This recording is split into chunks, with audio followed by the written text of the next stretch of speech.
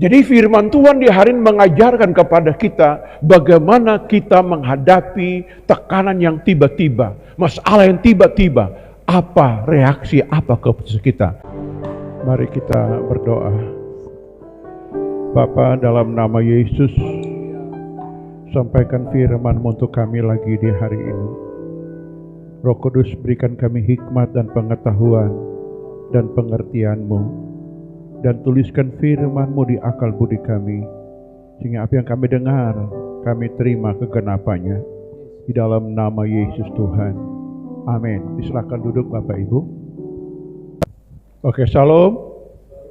Ya, selamat hari Minggu, dan mari kita baca firman Tuhan di dalam 2 Tawarik pasal 20. 2 Tawarik pasal 20. Kita baca ayat 20 sampai dengan ayat yang ke-22.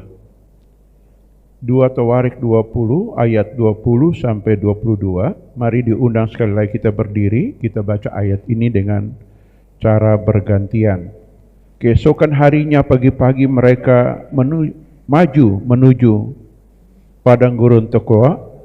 Ketika mereka hendak berangkat, berdiri Yosafat dan berkata, "Dengar, hai Yehuda dan penduduk Yerusalem, percayalah kepada Tuhan Allahmu, dan kamu akan tetap teguh, dan percayalah kepada nabi-nabinya, dan kamu akan berhasil."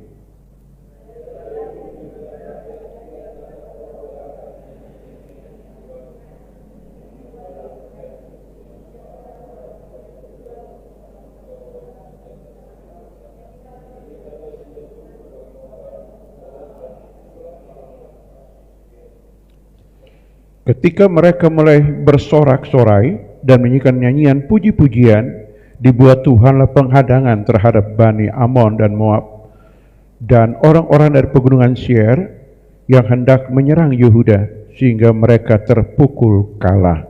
Amin. Silakan duduk. Ya, puji Tuhan saudara. Hari ini kita belajar lagi firman Tuhan. Ya, suatu tema yang menarik.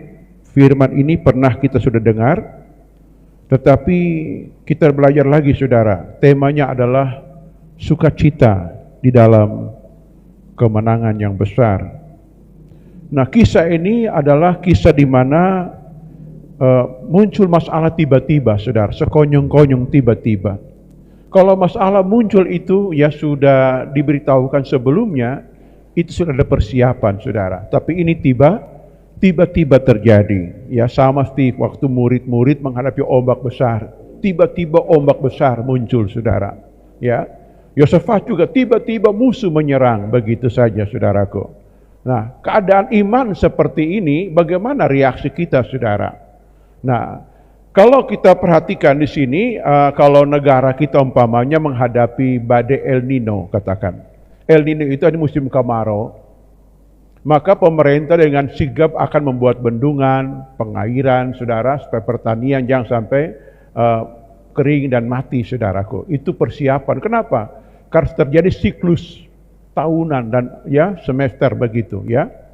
Nah, itu adalah persiapan. Tetapi ini, saudara, tiba-tiba wabah, perang, ya kejahatan muncul, dan kita tanpa hujan, tanpa panas, muncul riak-riak, saudara. Muncul persoalan yang pelik, saudaraku. Nah, apa reaksi kita di tengah hal yang muncul tiba-tiba itu saudaraku? Nah ini, ya kadang-kadang reaksinya salah, maka kita pun salah. Saya beri contoh yang lain saudara, dalam pengantar ini, umpamanya kalau kita baca kitab Rut saudara, tiba-tiba muncul kelaparan saudaraku. Naomi dan keluarga ambil keputusan untuk meninggalkan Bethlehem, pergi ke Moab cari makan, cari hidup di sana. Kelihatan keputusan betul untuk bisa dapat makanan saudara. Ternyata tidak seperti itu nasibnya mereka. Nasib mereka itu apa saudara tahu? Mengalami kematian dan mengalami duka yang dalam, bahkan kepahitan yang silih berganti saudara. Bertahun-tahun mereka hidup dalam kesusahan. Mengapa? Karena mereka mengambil keputusan yang salah saudaraku. Nah ini contoh yang lain lagi saudara, tentang keputusan yang salah saudaraku, ya. Pada waktu saudara Yudas ingin menjual Yesus dengan 30 keping perak, Dan dia berpikir, keuntungan besar di zaman itu 30 pun perak besar sekali nilainya, saudara. Dan dia ambil keputusan cara tiba-tiba untuk menjual gurunya. Dampaknya apa? Dia mati tergantung, jatuh perutnya pecah. Dan dia divonis oleh Tuhan sendiri, mencabut nyawanya, saudara, kedudukannya, bahkan keturunan dihapus dari muka bumi ini, saudara. Jadi kita lihat di sini, ini contoh-contoh di dalam Alkitab. Sesuatu yang mendadak itu jangan sampai kita ketakutan. Contoh lain lagi, saudara, ini 3 contoh, saudara. Elia, siapa nggak kenal Nabi Elia? Nabi yang hebat ini. Ya, selama 3,5 tahun langit terkunci dan diimannya prima fit, saudara. Dia dibawa ke sungai Kerit, dibawa ke daerah Sarfat, saudara, dan dia menampakkan diri kepada Ahab. Dalam kemenangan yang besar, api turun di Gunung Karmel yang besar, saudara. Tiba-tiba muncul intimidasi dari Isabel. Kita akan habiskan Elia besok. Apa reaksi Elia? Dia takut dan minta mati, saudara. Ini. Jadi firman Tuhan di hari ini mengajarkan kepada kita bagaimana kita menghadapi tekanan yang tiba-tiba, masalah yang tiba-tiba, apa reaksi, apa keputusan kita. Nah, kita belajar dari contoh daripada tindakan Nabi si Raja Yosafat ini, saudara. Ada 7 tujuan kesukaran yang saya catat dulu, 7 tujuannya. Yang pertama adalah Tuhan ingin melatih kita perang dengan cara tiba-tiba. Situasi yang menakutkan seperti ini, Tuhan ingin melatih kita perang. Amin. Dengar, peperangan itu milik Tuhan dan cara Tuhan. Dalam Hakim-Hakim pasal yang ketiga ayat 1-3 berkata begini, Tuhan membiarkan bangsa-bangsa yang tidak percaya kepada diam di antara orang Israel di tanah Palestina, saudara. Dengan maksud apa? Melatih mereka berperang. Nah, ini. Jadi kesukaran yang kita alami hadapi, apa saja modelnya, saudara. Dengar, Tuhan ingin melatih kita perang. Bila amin? Bila amin? Tuhan latih kita perang, saudara. Nah ini, itu pertama dulu, tujuan yang pertama. Tujuan yang kedua, Tuhan ingin melihat apa keputusan kita. Kalau dalam kesukaran kita memutuskan mencari Tuhan, itu baik. Dan pasti ada solusi, walaupun tidak masuk akal, saudara.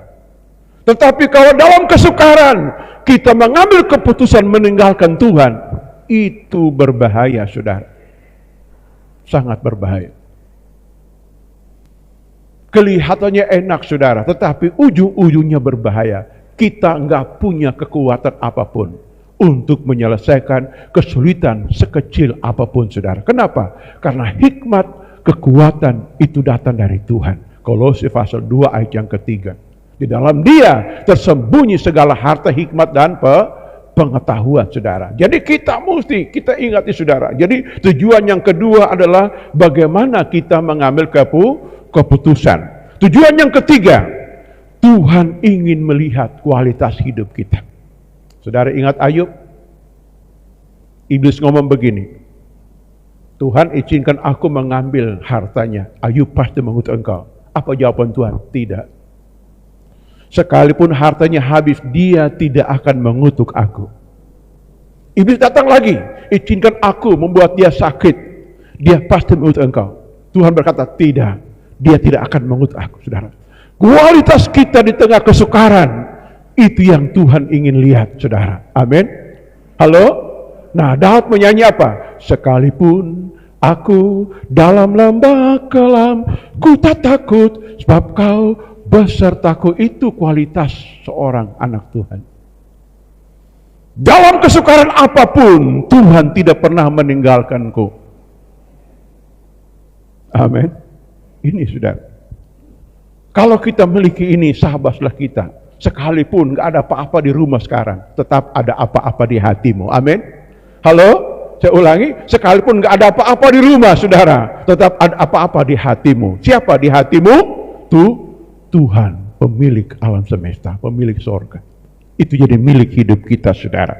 Amin, saudara. Yang keempat, saudara, Tuhan ingin melihat apa imanmu dan apa perbuatan kita. Yakobus berkata, iman tanpa perbuatan itu hakikatnya mati.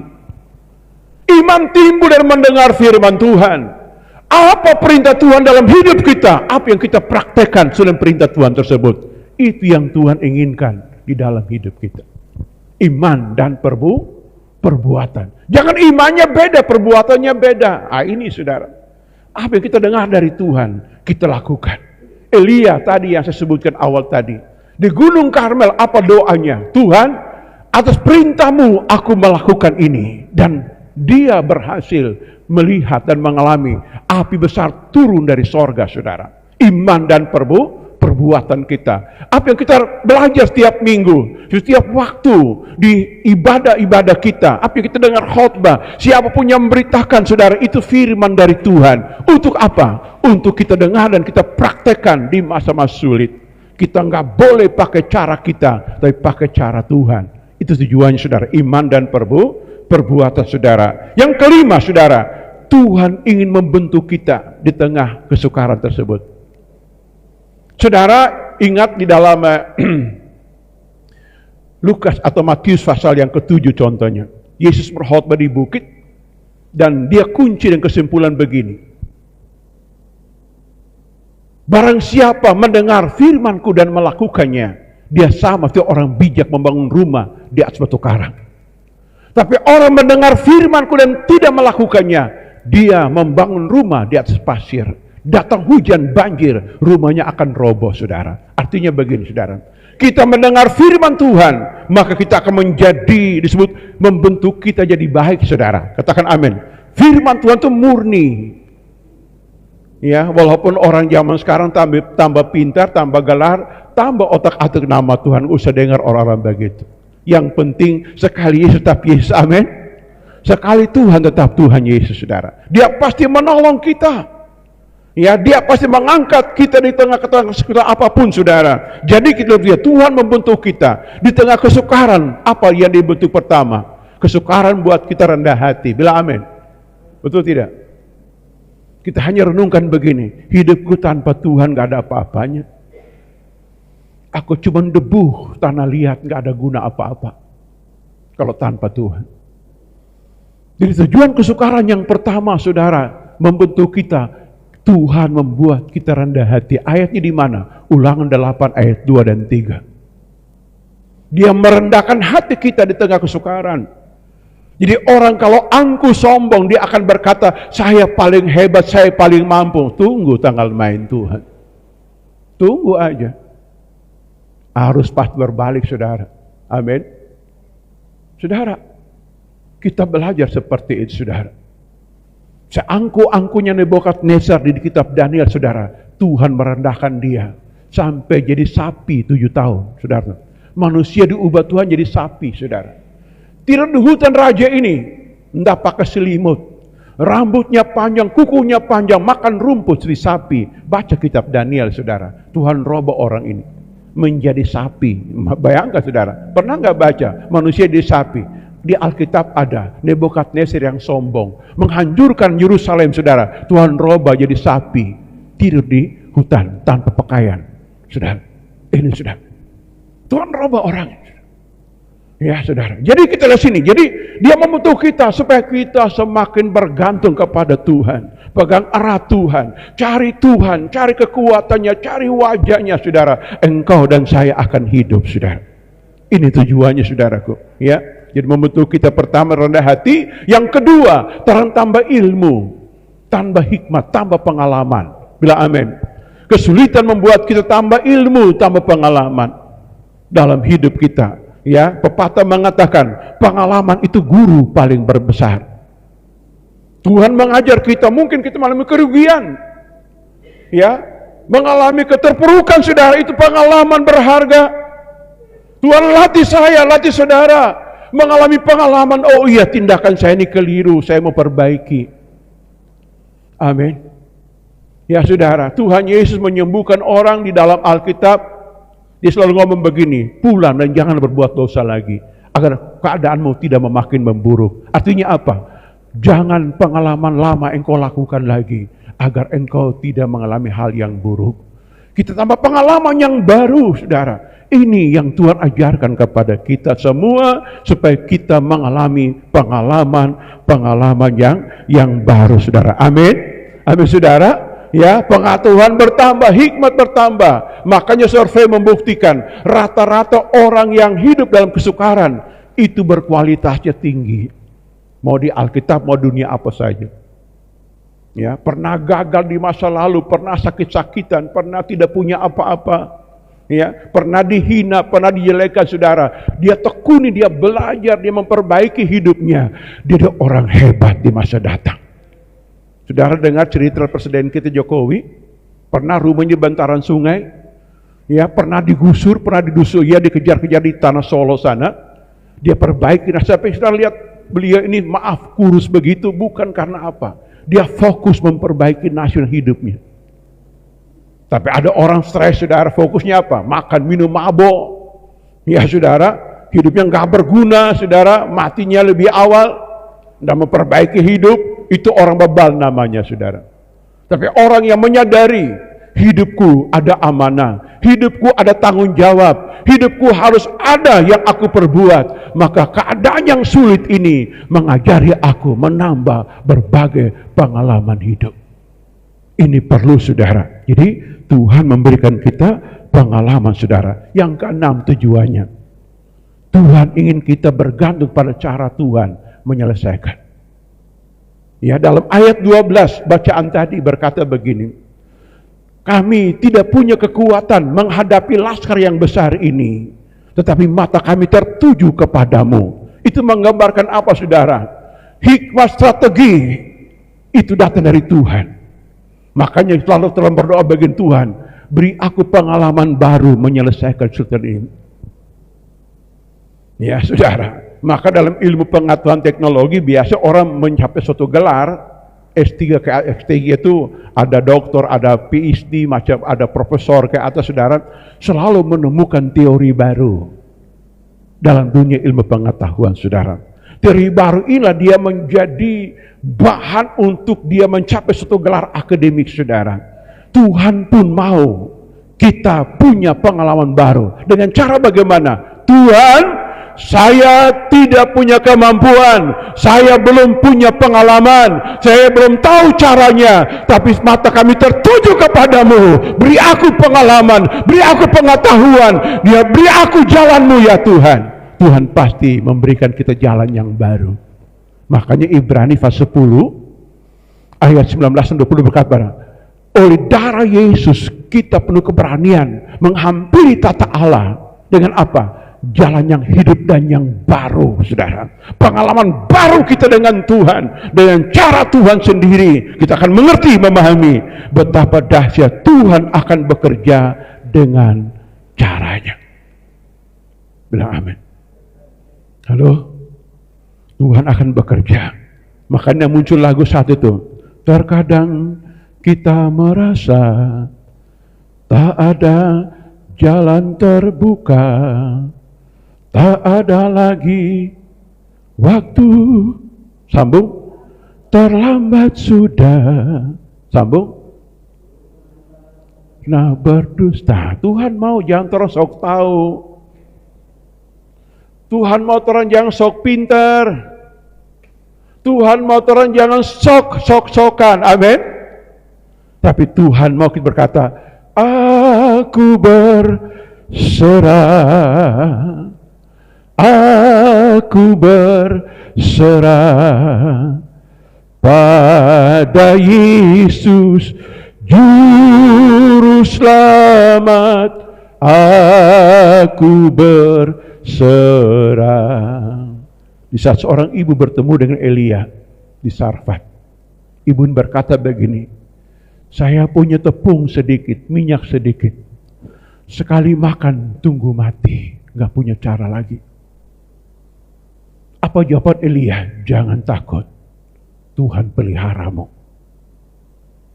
Saudara, ini perlu kita imani. Tatkala kita berusaha maksimal, tetapi nggak ada hasil, jangan kecewa, tetap memuliakan Tuhan. Abraham berkata, sekalipun nggak ada dasar tuh aku berharap terhadap janji Allah, Aku tidak mau bimbang. Dia berfirman, dia pasti melakukannya. Ini saudara, satu kemampuan manusia di take over oleh Tuhan saudara, dengan cara Tuhan sendiri. Makanya Tuhan benci pakai metode. Ya, metode apapun, ya umpamanya orang itu kalau nggak tumpang tangan nggak sembuh, siapa bilang? Tuhan menyembuhkan orang berbagai cara, saudara. Sekalipun salah satu tumpang tangan. Ada yang bilang, oh menyembuhkan orang mesti minyak urapan gosok. Siapa bilang? Tuhan bekerja dengan berbagai cara di Alkitab, saudara. Yang perlu kita mau bergantung pada metodenya Tuhan, perintah Tuhan. Apa perintah Tuhan untuk waktu itu? Bertindaklah, pasti akan berhasil. Makanya di tengah kesukaran itu, Tuhan ingin bekerja dengan caranya. Bilang amin. Bilang amin, saudara. Yang ketujuh tujuannya, saudara. Tuhan ingin namanya dipermuliakan. Tuhan bersuka cita kalau kita mencapai kemenangan. Saudara baca dalam firman Tuhan Lukas pasal 10 ayat 17-18 berkata, murid-murid pulang. Mereka berkata, Tuhan, setan-setan tunduk kepada kami demi namamu. Saudara lihat, apa kata Tuhan kepada mereka? Sesuatu yang kau kerjakan akan mau dicari oleh nabi dan banyak orang. Tapi mereka tidak melihat, mereka tidak menemukannya. Dan Tuhan bergembira dalam roh, saudara. Artinya beri, kemenanganmu adalah sukacita Tuhan. Amin. Tuhan ingin mendengar kesaksian kita. Sekalipun aku susah, sekalipun aku sakit, kalau aku menderita, aku selalu mengalami mujizat Tuhan. Karena Yesus Tuhan, tempat aku percaya, namanya berkuasa. Aku bertindak dalam namanya, mujizat terjadi. Ini perlu. Kenapa? Karena Tuhan mau namanya dipermuliakan. Amin. Amin, saudara. Itu 7 tujuan yang saya renungkan dan gariskan kepada kita. Itu ya.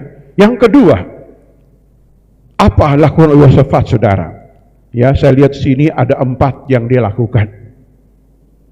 Yosafat melakukan atau mengambil keputusan, saudara. Pertama, mengambil keputusan untuk mencari Tuhan. Ini, saudara. Dalam kan tiba-tiba yang kita alami, saudara, mari ambil keputusan cari Tuhan. Dengan cara bagaimana? Puasa aja. Puasa itu pekerjaan yang berat. Enggak dilakukan semua orang. Apalagi orang yang hobi makan, susah mau lakukan. Tapi jangan langsung total puasa. Bisa dehidrasi, saudara. Ambil puasa Daniel dulu pelan-pelan. Puasa biasa. Renungkan, ambil saat teduh, cari wajah Tuhan. Banyak hamba Tuhan di Pulau Jawa yang pernah saya layani di sana sama mereka.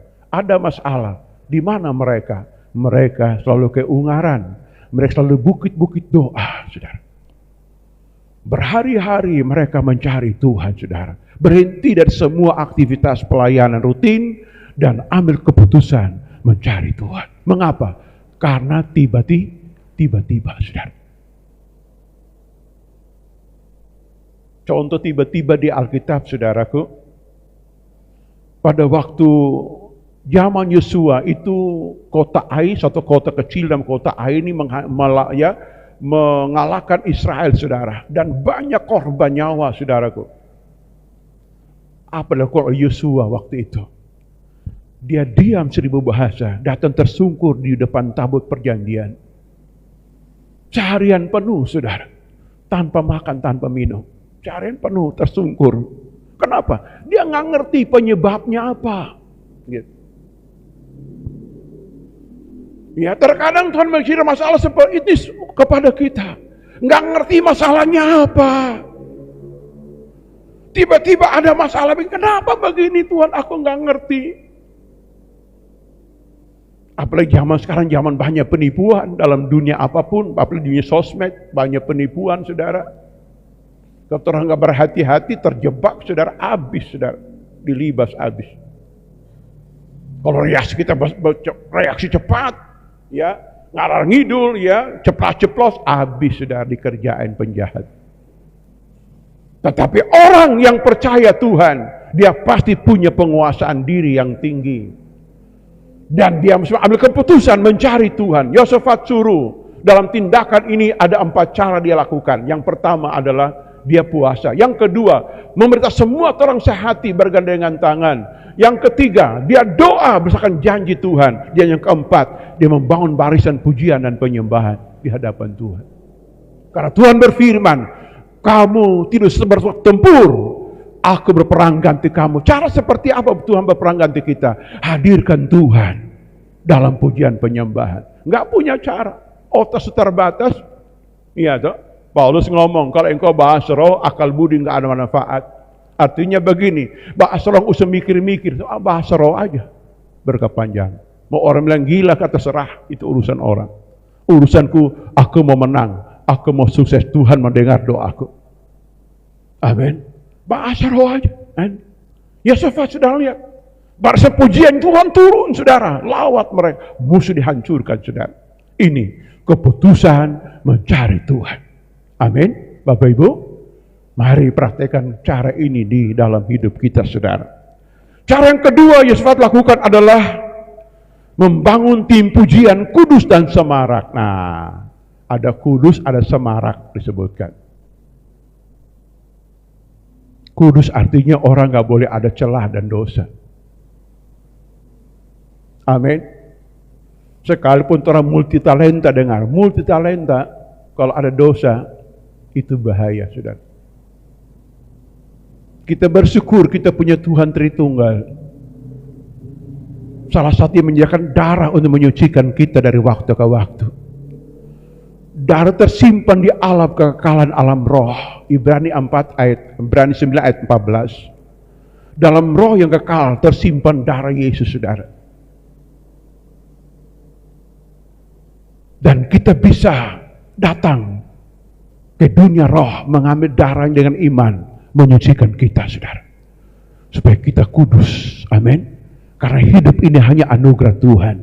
Halo, hidup kita hanya anugerah Tuhan. Amin. Di tengah kesukaran, saudara. Saya suka lagu satu di Kidung Jemaat itu, saudara. Meski tak layak diriku, tetapi karena darahmu dan karena kau memanggilku, ku datang Yesus penebus. Di gereja kita nggak boleh pamer, saya paling kudus, ngana nyanda. Semua karena anugerah oleh darah Yesus. Amin. Amin. Saya ulangi, semua kita ada anugerah dalam darah Yesus. Leluhur kita menyanyi lagu itu. Lagu ini paling lama. Dari tahun 1800-an, saudara. Meski tak layak diriku, tetapi karena darahmu dan karena kau memanggilku, ku datang Yesus penebus. Kenapa saudara tahu?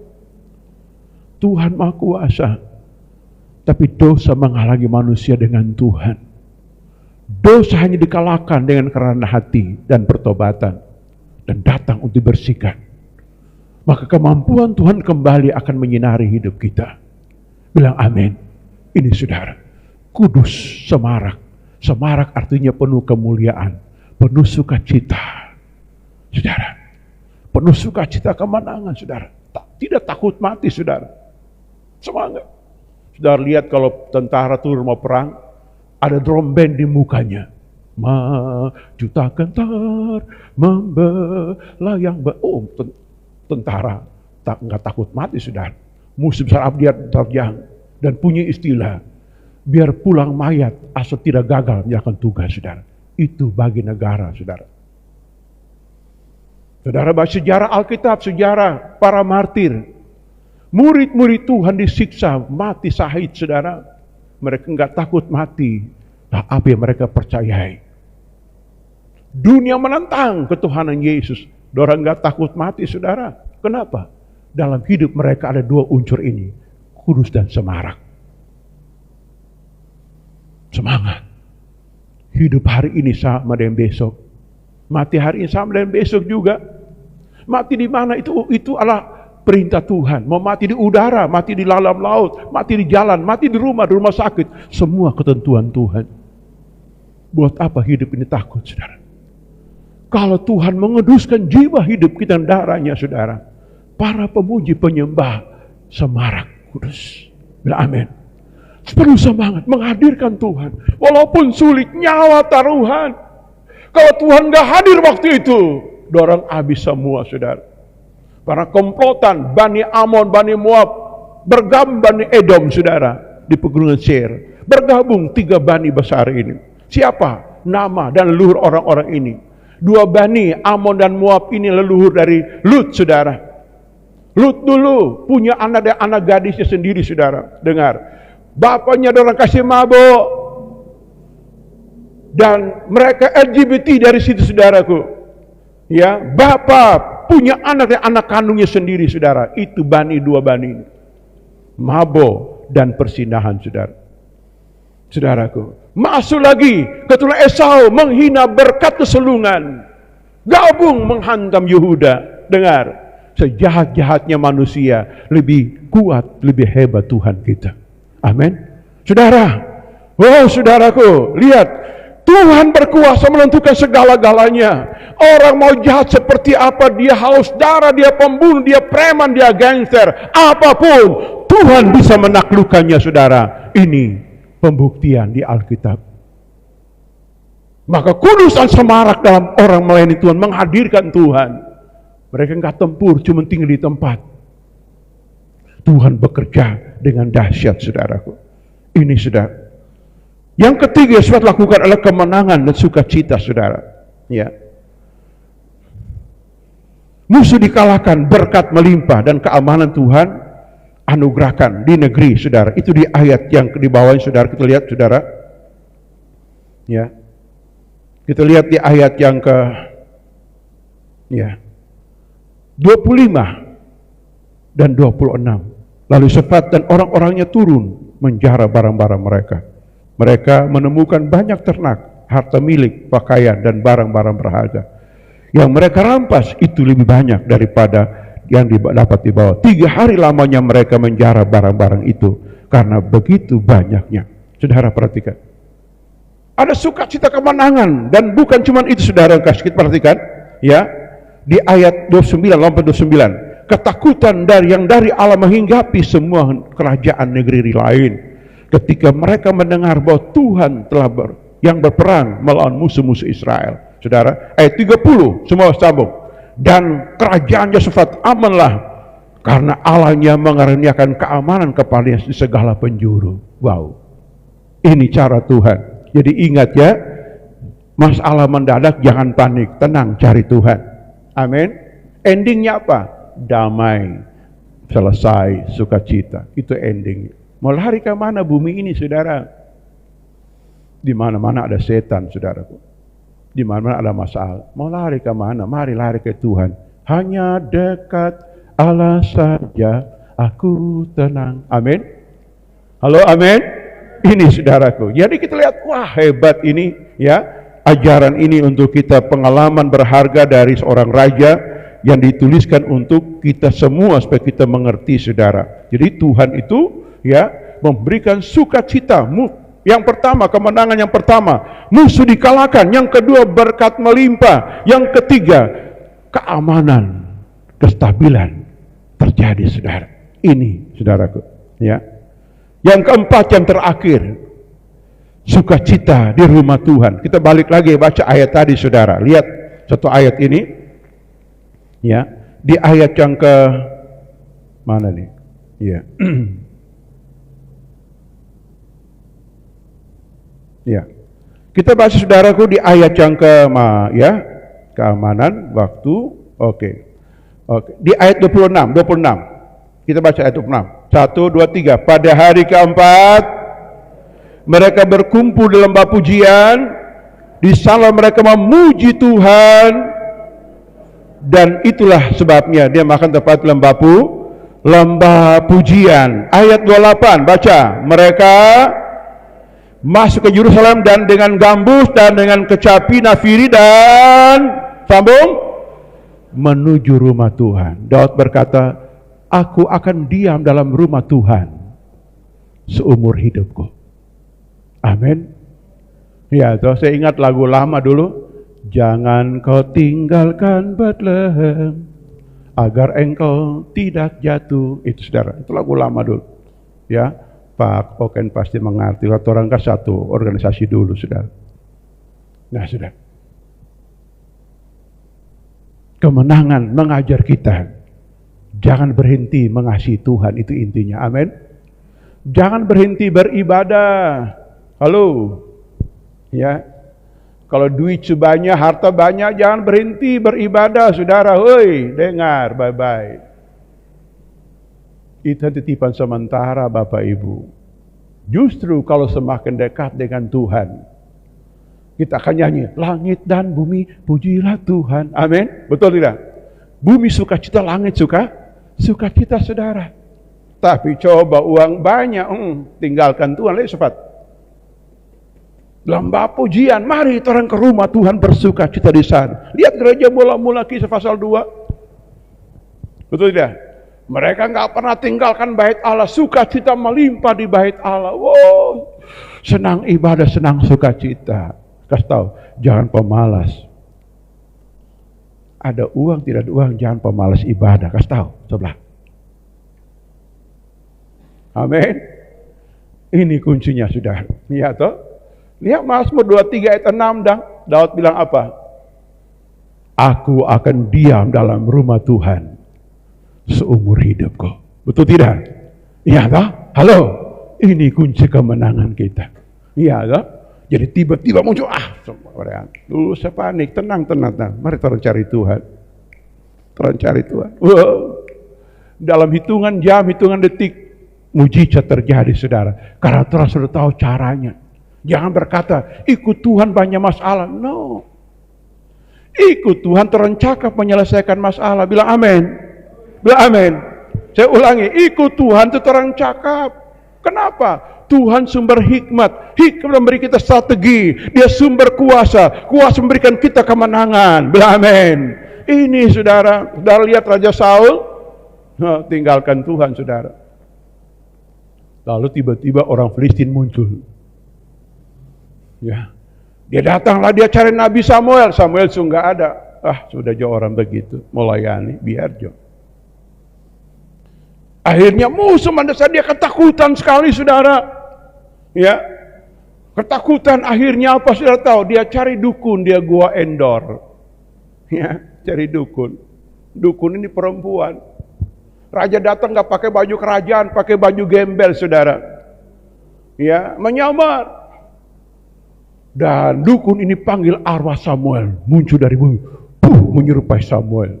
Tuh, mengerikan. Raja Israel diurapi oleh Samuel dengan urapan Tuhan. Akhir hidupnya cari dukun, saudara. Kenapa? Tak langkah salah. Ya, dia tidak mencintai Tuhan. Dengar Bapak Ibu jemaat sekalian, belajar hidup kita. Mari orang cinta Tuhan. Amin. Apapun persoalan kita, jangan pernah kita berhenti. Walaupun silih berikan tekanan sana sini, mari arahkan hati dan pandangan kepada Tuhan. Ada jawaban. Orang sombong mulut besar akan berkata, mana mungkin Tuhan mau tolong, seperti Mazmur 3 ayat 1 dan 2. Mana bisa Tuhan dengar doa Raja Daud? Jangan mau dengar. Berseru dengan nyaring kepada Tuhan. Amin. Tolong cari Tuhan, coba tunjukkan ayat itu. Mazmur 3, saya ingat lagi ayat ini. Mazmur 3 ayat 1 dan 2. Ketika Daud menghadapi kudeta berdarah. Saudara, banyak orang berkata tentang aku, bagian tidak ada pertolongan daripada Allah. Lompat ke ayat yang kelima. Dengan nyaring aku berseru kepada Tuhan dan ia menjawab aku. Dari mana? Gunungnya yang kudus. Apa gunung kudus itu? Bait Allah, itu gunung kudus. Tuhan menjawab. Dengan nyaring, saudara. Banyak orang perang saraf. Tahu perang saraf? Berdebat kusir, saudara. Nggak habis-habis. Nggak usah dengar orang begitu. Hanya pandai bersilat kata. Kalau orang bersilat kata nggak usah dengar, biar aja. Cari Tuhan berseru dengan nyaring. Jangan dalam hati dengan nyaring. Kenapa? Saudara, kalau dengan nyaring berseru, semua memori negatif di belakang kepala kita akan hilang lenyap, saudara. Beda orang berdoa dalam hati. Sambil nangis, matanya bengkak, saudara. Karena air mata bukan jatuh keluar, jatuh ke dalam. Tertimpa matanya bengkak merah. Dengan nyaring aku berseru, Tuhan tolong aku. Memori jeleknya hilang semua. Dan keberanian itu muncul, saudara. Mau terang baca di pasal 3 Mazmur ini, saudara tahu? Pertama, Daud bisa tenang dan tidur. Yang kedua, Tuhan bangkit, dia pukul rahang semua musuh, saudara. Rahang kasih patah-patah. Dan Tuhan memberkati Daud berlimpah-limpah. Ini kisahnya, saudara. Jadi masalah yang kita alami, hadapi, saudara, dengar baik-baik. Tuhan pasti punya cara untuk menolong kita. Amin. Kalau dia pernah menolong Yosafat, dia juga akan bisa menolong kita. Kesimpulan kita hari ini, saudara kasih, yang saya simpulkan dari khotbah yang cukup panjang ini, saudara, ya, ada 7 poin yang perlu kita dengar dalam kesimpulan. Pertama, Tuhan mau kita selalu berjaga-jaga dalam doa, waspada selalu. Amin. Kenapa? Karena hidup ini di medan peperangan, saudara. 1 Yohanes 5 ayat 19 berkata, seluruh dunia berada di kuasa jahat, medan peperangan. Ada tiba-tiba dia mau serang, itu pertama. Yang kedua, cari kehendak dan pendapat Tuhan kalau ada masalah. Tenang. Bisa menyembah Tuhan, ambil HP-mu, pencet aplikasi Alkitab, baca cerita-cerita Alkitab, saudara. Zaman modern, zaman yang paling praktis, nggak perlu terbawa Alkitab tebal-tebal lagi. Ini HP kecil ini, dalam ada aplikasi Alkitab. Saya harapkan seluruh jemaat punya aplikasi Alkitab di HP-mu. Tekan, baca. Apa kisah tentang bagaimana mengalahkan musuh, saudara. Yang ketiga, Tuhan mau kita putuskan apapun yang terjadi, saya mau tetap cari Tuhan. Mungkin artinya sabar perlahan, tetap ujungnya pasti. Amin. Mungkin berhari-hari nggak apa-apa, saya mau tenang di hadirat Tuhan. Tuhan, berfirmanlah, hamba-Mu siap mendengar. Nasihati aku Tuhan, tuntun langkahku, beri aku hikmat dan akal budi untuk aku menemukan solusi yang terbaik. Amin. Sudah lihat seorang hamba Tuhan di Alkitab bernama Lut? Kenapa ujung-ujungnya tragis, saudara? Satu ketika mereka bertengkar antar hamba-hamba ini karena mereka sudah sangat kaya. Waktu miskin bersatu, kaya bertengkar, saudara. Abraham panggil, Lut sini. Nggak boleh orang bakalai baku bage. Bikin malu, dunia ini luas. Engkau pilih kiri, aku kanan, engkau ke kiri, aku kanan. Apa tindakan Lut, saudara? Dia bukan doa minta nasihat Tuhan, saudara. Pandangan lihat, lembah Yordan menguntungkan. Ke sana aja. Saudara, berjalan dengan pandangan sendiri, dengan itu berbahaya, saudara. Mesti dengan nasihat Tuhan. Amin. Betul tidak?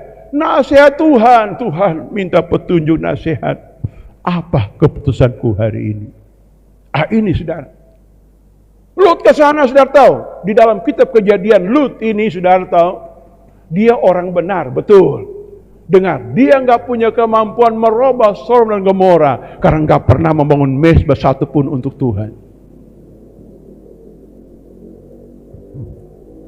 2 Tesalonika pasal 2 ayat 7 berkata begini, si durhaka bekerja, tapi ada yang menahannya. Apa yang menahan si durhaka itu? Doa bersama Tuhan, hidup benar. Lut nggak lakukan itu. Kenapa? Dia ambil keputusan bukan dari Tuhan. Yang keempat, berubah sesuai dengan kehendak Tuhan. Amin. Jangan pakai pola sendiri, cara sendiri. Enggak. Tuhan bekerja punya banyak cara. Amin. Punya banyak cara. Ada aja Tuhan tolong kata orang. Ada, bilang ada aja Tuhan itu. Ayo kasih tahu. Amin. Ya, betul enggak? Kasih tahu apa sebelah. Apalagi suami istri baku sih. Ada aja Tuhan tolong kata orang. Begitu. Dia punya banyak cara. Betul tidak? Iya toh? Halo. Yang kelima, situasi apapun Tuhan taruh pujian banyak. Apalagi orang sini, orang Sangihe, Sitaro, ya, Bitung, ya, Minahasa, Maluku suka menyanyi. Amin. Suka memuji Tuhan. Minimal bersiul kayak burung di udara, saudara. Amin. Sudah. Duduk bersiul kayak Pak Oken begini di muka kolam ikan bersiul aja. Apapun yang terjadi, ya, betul tidak? Ya, memuji Tuhan ini strategi yang hebat. Sampai kapan? Sampai rasakan hadirat Allah itu turun, sudah. Ini poin ini, dalam kesimpulan ini saya dengar soal kesaksian hamba Tuhan di Hawaii. Ya, Hawaii ini dia datang bikin KKR, saudara, di satu kota, lalu datang seorang pengusaha konseling dengan hamba Tuhan ini. Apa inti masalahnya? Dia ini jatuh bangkrut, perusahaannya banyak utang dan memang bangkrut habis-habisan, saudara. Ya, lalu si hamba Tuhan tanya begini, kamu setia nggak ibadah di gereja? Setia, Bapak. Seminggu berapa kali pergi? Seminggu sekali. Itu. Lalu tanya lagi, kamu setia nggak memuji Tuhan? Setia. Setiap hari memuji Tuhan nggak? Nggak. Seminggu sekali memuji Tuhan. Nah, hamba Tuhan sudah menemukan titik kelemahan orang ini. Ya, lalu dia berkata begini, kamu pulang, kumpul anggota keluargamu setiap hari memuji Tuhan. Itu pertama. Yang kedua, engkau harus pindahkan gunung. Dengan hasil pujian penyembahanmu itu, engkau dapat kuasa Tuhan. Engkau perintahkan, hai gunung pindah. Dia tanya, apa gunungmu? Dia jawab, gunungku adalah kebangkrutan. Oke? Ya, kamu udah ngerti? Pulanglah lakukan. Saudara tahu, dia lakukan selama 6 bulan, 1 semester, saudara. Tiap hari memuji Tuhan dan keluarga, dia usir hai setan roh kebangkrutan. Keluar, saudara. Saudara, bulan ke-6, enggak ada jawaban, saudara. Enggak ada jawaban. Semakin sulit orang ini. Lalu akhir bulan ke-6 itu, saudara tahu, dia ambil suatu sikap nasar. Sekalipun Tuhan belum menjawab doa-doa kami, kami sekeluarga setia kepada Tuhan. Seumur hidup kami bahkan turun-temurun di dalam nama Yesus. Saudara tahu, habis dia nasar, bunyi telepon, bunyi dering. Dia angkat, halo, halo. Kamu kenal saya? Kenal. Kamu siapa ya? Waduh, siapa ya kamu ini? Saya ini teman lamamu. Satu alumni SMA dulu, masih ingat? Masih ingat, oke. Saya ini di Amerika daratan, kamu di Hawaii, ya. Saya ada proyek berapa miliar dolar, saya kasih satu untuk kamu. Mau? Mau, sudah. Sudah lihat. Enggak ada hujan, enggak ada panas, enggak ada guntur, saudara. Tiba-tiba bunyi telepon, saudara. Jawaban Tuhan muncul. Dia taruh telepon, diam-diam dia lompat. Wow. Artinya begini, Tuhan tidak mau hanya menolong kita, tapi Tuhan mau orang cinta Tuhan seumur hidup. Amin. Amin. Jadilah orang yang mencintai Tuhan sekalipun belum ada berkat, sekalipun ada jawaban. Itu maksud Tuhan. Saudara lihat di kisah Elia kembali, saudara. Saya ingat Elia kembali. Elia ini lihat seorang ibu perempuan, punya anak. Tiba-tiba anaknya mati, saudara. Ibunya donatur, dermawan, suka melayani hamba Tuhan, saudara. Anaknya sakit dan mati, saudara. Lalu mamanya tuding muka Nabi Elia, engkaulah penyebab anakku mati. Elia tanya, mana anakmu? Serahkan kepadaku. Mayat, saudara. Dia bawa ke ruang atas di kamarnya, dia taruh, dia doakan, dan anak ini hidup kembali, saudara. Saudara lihat, apa maksudnya ini? Tuhan tidak mau hanya baik, saudara. Amin. Tapi orang persembahkan hidup kita kepada Tuhan. Itu maunya Tuhan. Tuhan tidak mau hanya uangmu melayani pekerjaan Tuhan atau kerajaan Allah. Tapi hidupmu untuk Tuhan. Mengerti, saudara? Hidupmu untuk Tuhan. Begitupun saya, saudara. Saya banyak mengalami mujizat. anak susah sejak kecil. Apapun tetap komit dengan Tuhan. Mau jemaat ada atau tidak terserah. Itu urusan Tuhan, jemaat milik Tuhan. Tugas tetap cinta Tuhan. Itu intinya, saudara. Ini, ya. Jadi kita lihat, saudara, memuji Tuhan, berarti seperintah Tuhan yang ketujuh adalah diam di rumah Tuhan. Ya, adapun ada masalah, mesti ada sukacita di rumah Tuhan. Amin. Sudah lihat Yesus kalau hadir di mana-mana, muncul sukacita di mana-mana. Sampai orang Farisi jengkel, saudara. Waduh, ini masa bait Allah sukacita. Saudara mau bait Allah di kuburan, sunyi, senyap. Ya, banyak orang murung, banyak orang tongkat dagu. Ya. Banyak orang menyesal, banyak orang aduh, menyesal kita iring Tuhan, banyak masalah begini. Dulu ibadah tagihan banyak numpuk. Tuhan mau kita bersuka cita dalam rumah Tuhan. Coba senyum kiri, senyum kanan. Amin. Halo. Halo. Halo. Amin. Amin. Halo, amin. Ayo senyum kiri, senyum kanan. Halo, bisa tepuk tangan bagi nama Tuhan. Senyum kiri, senyum kanan. Itu maksudnya. Ini saudara, merubah situasi saudara. Tuhan pasti merubah sikap kita dan terang bersuka cita dalam rumah Tuhan. Amin.